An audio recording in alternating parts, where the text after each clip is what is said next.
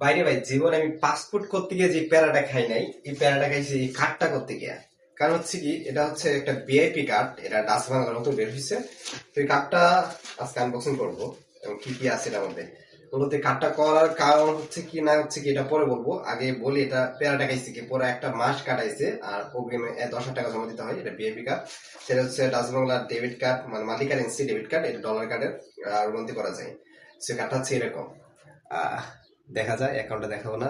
So এটা দেখতে পারছো। সো কাহিনীটা হয়েছে কি, এই কার্ডটা করার মধ্যে ঝামেলাটা কি হয়েছে, ঝামেলাটা হয়েছে কি, কার সাধারণত আমাদের মাস্টার কার্ড গুলো 1,00,000 টাকা জমা দিতে হয়।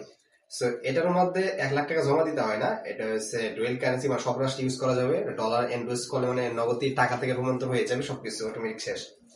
সো এটা কার্ডটা ঝামেলাটা হয়েছে কি, একটু সময় নেই বেশি, নতুন বের হয়েছে তো। আর কার্ডটা যেই মোটিভেট করছে, যেরকম একটু সুন্দর সুন্দর করছে, এটা অন্যরকম।